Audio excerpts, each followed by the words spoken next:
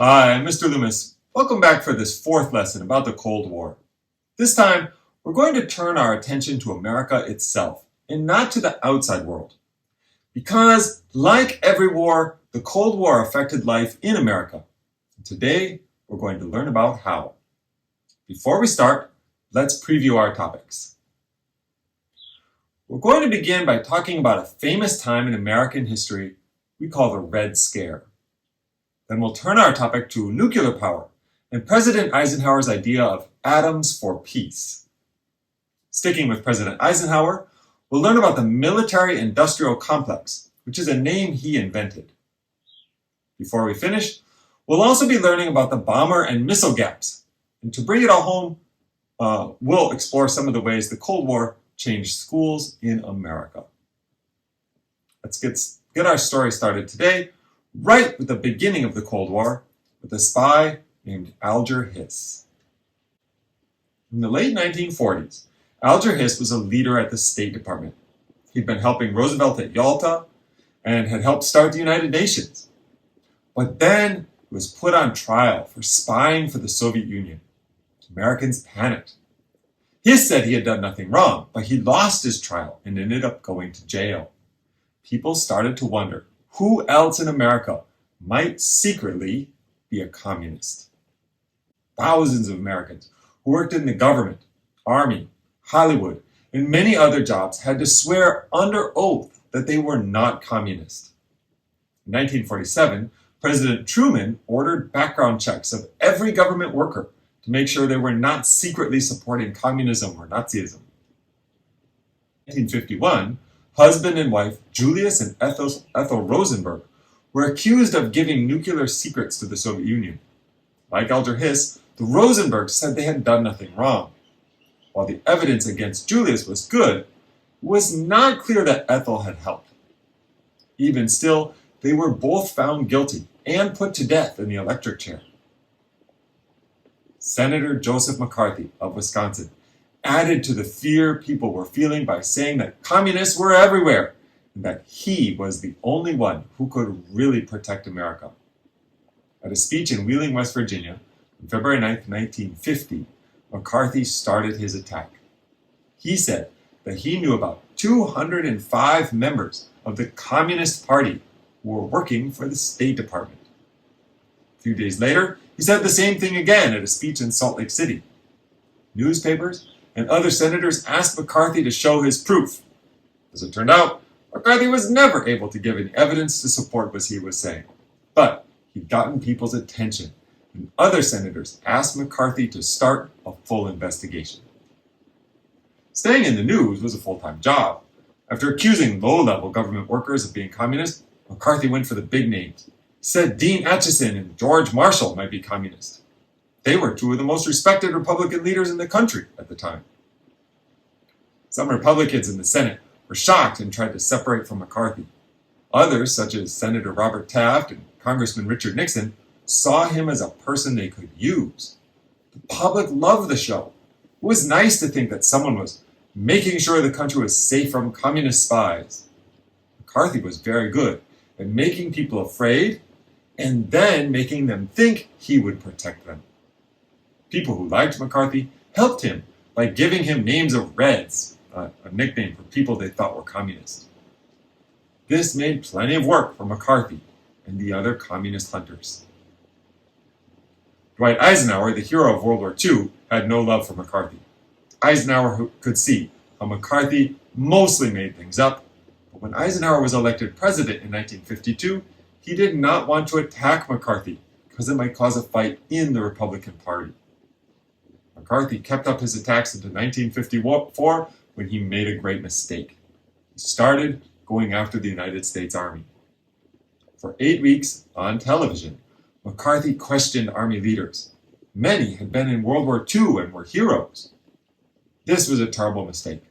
Television was new in the 1950s, and for the first time, Americans were able to watch McCarthy.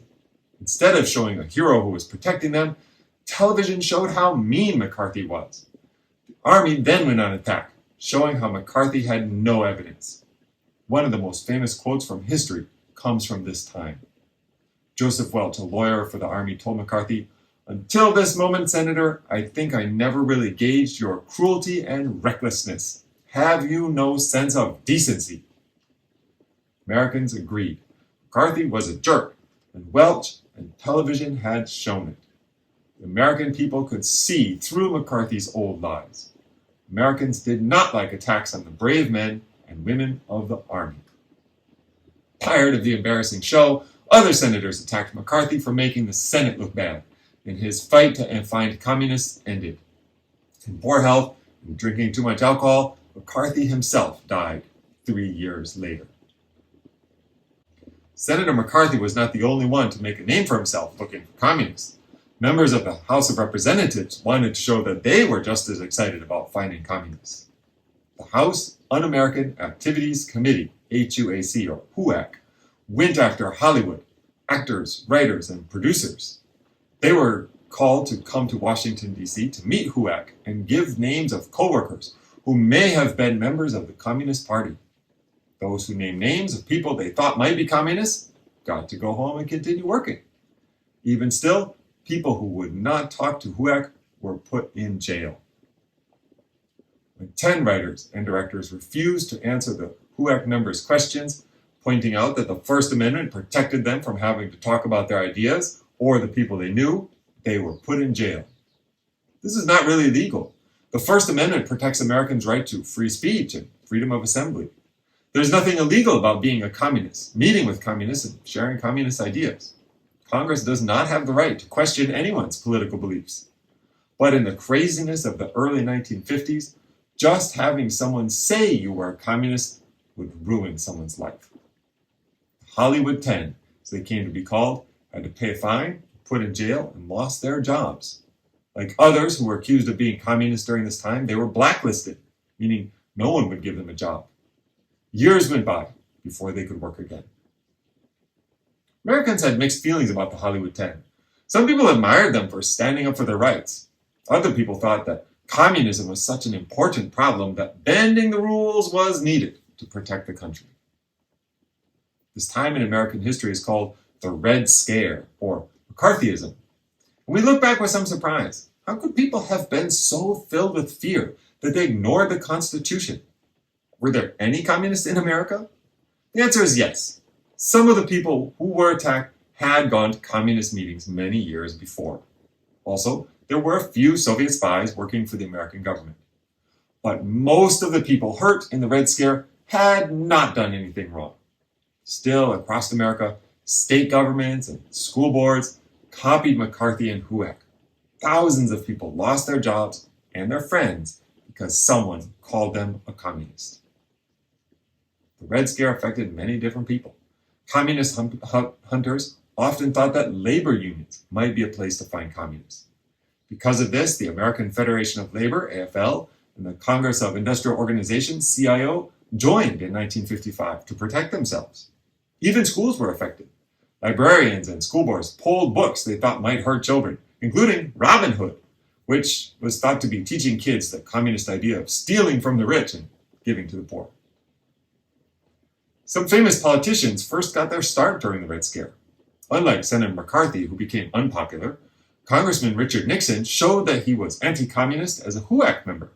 He was picked by Eisenhower to be vice president in 1952. Later, Nixon ran for president himself, and people liked him because they knew he was against communism. Another future president, an actor named Ronald Reagan, became president of the Screen Actors Guild, the union of Hollywood actors, and worked to find communists in Hollywood. The Red Scare left a long shadow over American foreign policy as well. For more than 20 years, no leader could even think of visiting China or taking soldiers out of Vietnam without being called a communist. In the end, it was Richard Nixon, one of the great heroes of HUAC, who was able to visit China without being suspected of being soft on communists. Above all, several messages became clear to the average American.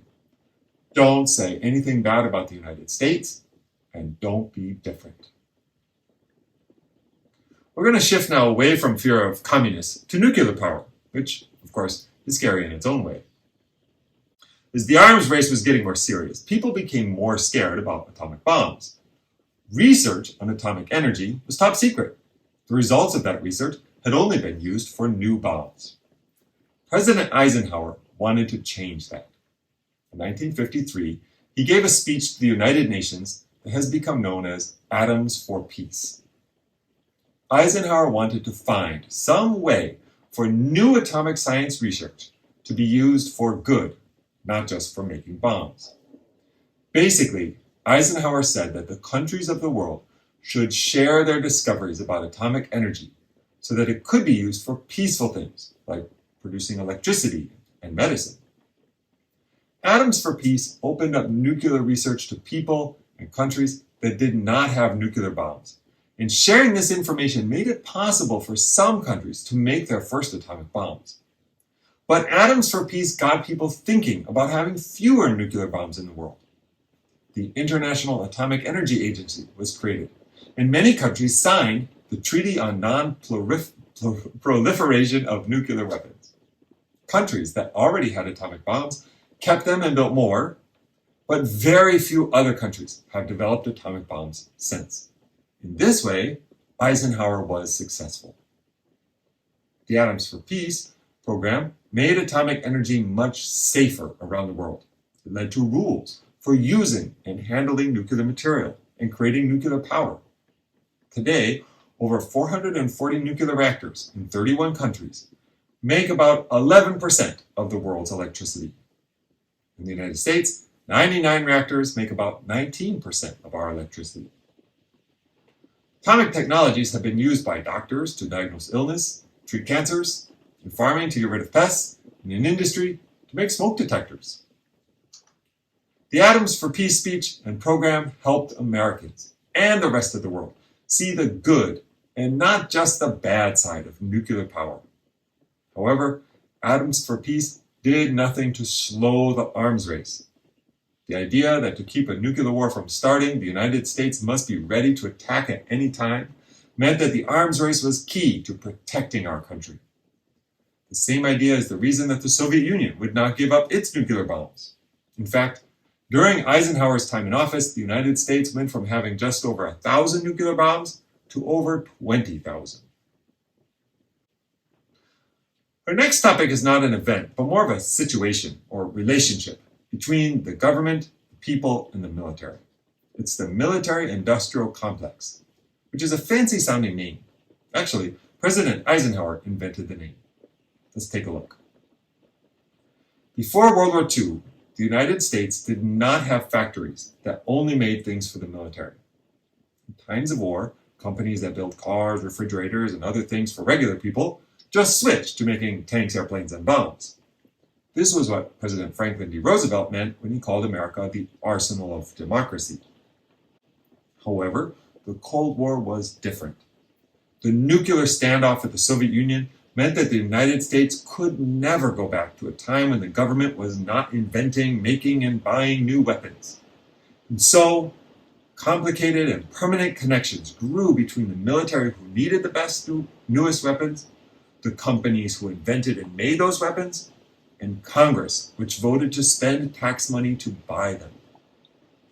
President Eisenhower warned Americans about the danger of this relationship, which he called the military-industrial complex.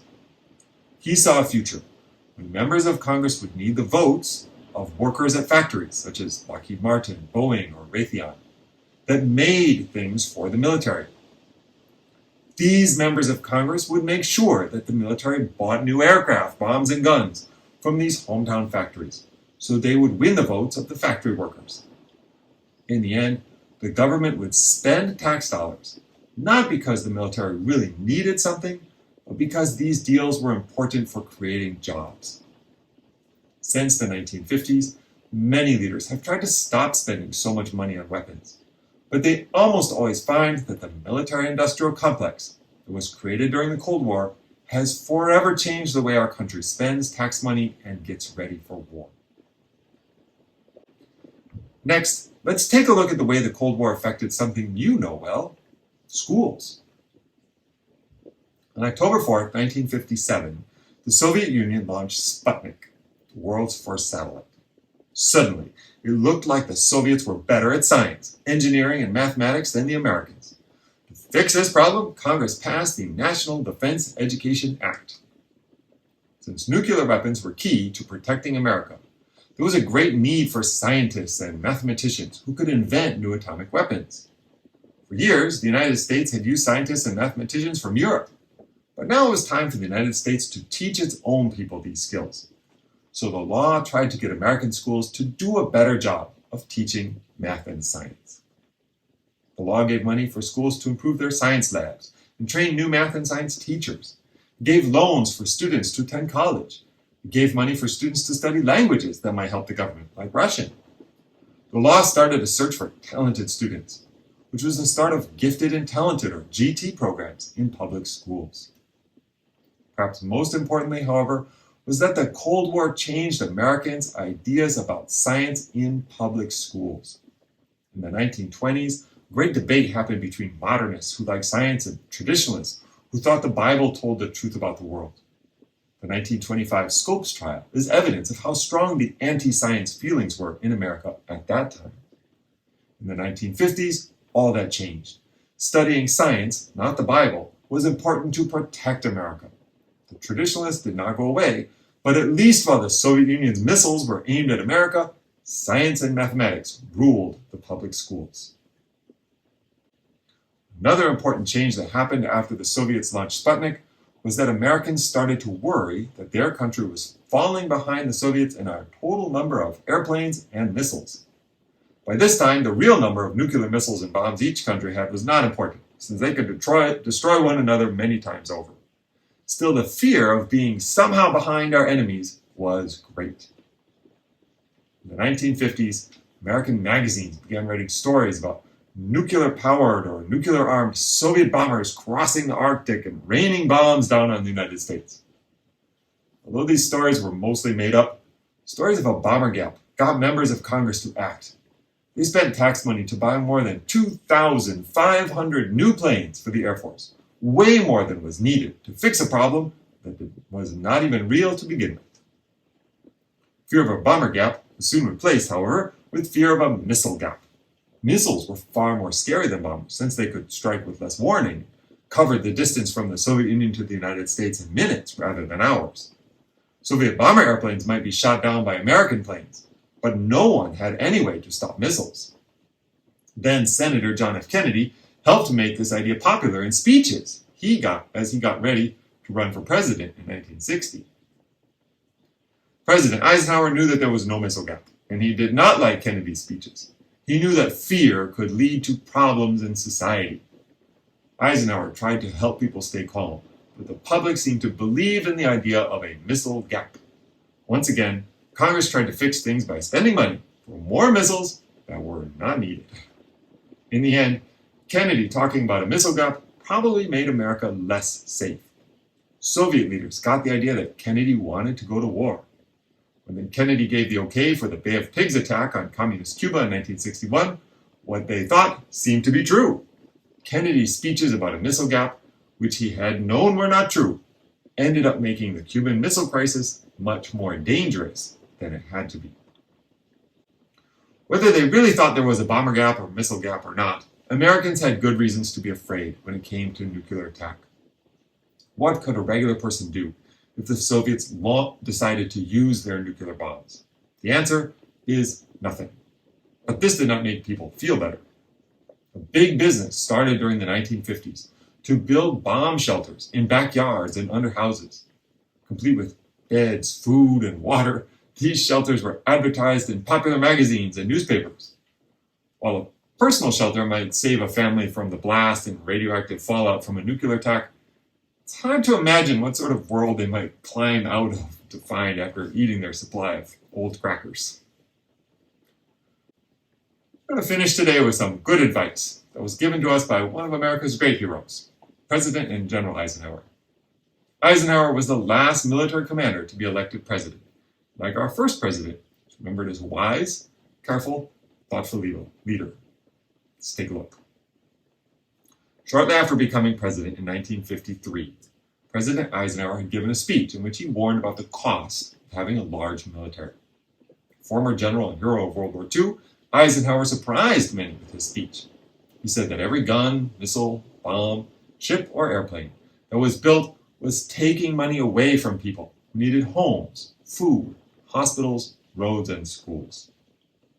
During his 8 years as president, Eisenhower had watched as America's economy grew and the country did well, but he had also led during the arms race.